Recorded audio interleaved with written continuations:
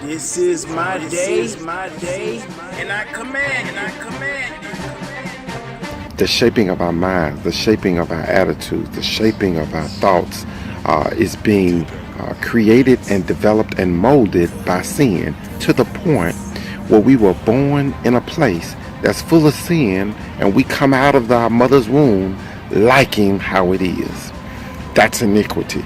Whenever we operate in something that we know that is not of God and we operate in it, watch this, knowing that it's wrong, and we start to enjoy it. There is no separation from it and us. We and the sin that we love become one.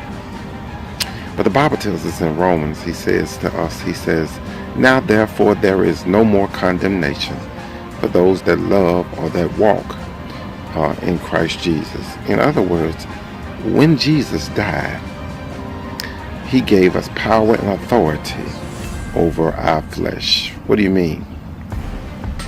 You see, God could have fixed this thing from heaven. There was no need for him to come down to earth. There was no need for him to put himself in his son's body. No need for him to put himself into a body to come down to fix this thing. Listen, God could have fixed this thing from heaven. But he understood fixing it and empowering those who he's given power to fix it are two different things. It's one thing for me to go out and allow my children to see me work, to see me labor, to bring home funds, to pay for whatever they need, and never teach them of the value of work. God is the same way. Yes, God could have orchestrated this thing from heaven. God could have bound up Satan from heaven. God could have come down and allowed things to be done through his omniscient will. He could have spoke just like he did to the sun and to the moon. He could have spoke and let there be and could have calmed down the earth. Watch this. And all that would have happened is the sin and the weights of the world would have been lifted, but the children of God would still have no power. Instead, God says, listen, I'm not just going to come down and fix it for you. I'm going to come down and show you how it's done. Saints of God, it's time for us to show the world how it's done. God sent Jesus down, which is himself in flesh.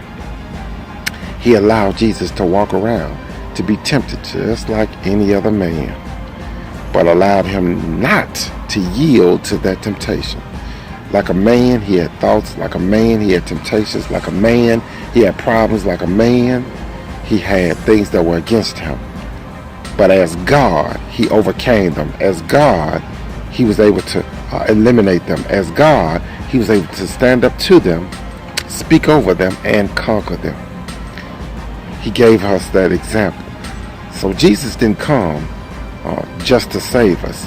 He came to empower us, because now we have an example of what to do. We can't say, Jesus don't know how I felt.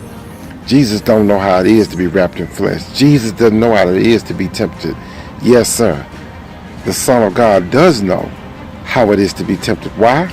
Because he himself was tempted. He himself operated in the same flesh. Watch this. And he himself had the same struggles that you had, yet he was able to overcome them. So now that we know that we have the power and authority to overcome them, we have to be just like Jesus and tell the world, I am here as an example of how things should be done. People are watching us to see how we react. You know, every time we do something wrong, people say, you call yourself a saint, you call yourself a preacher, you call yourself a man of God, you call yourself a woman of God, you call yourself an evangelist, you call yourself a prophet. In other words, what they're really saying is, because I was looking to you, I was expecting you to show me how to get out. And when we don't act or react, the way that Jesus has taught us to react, people begin to judge or to lose faith, credibility in who we say we are.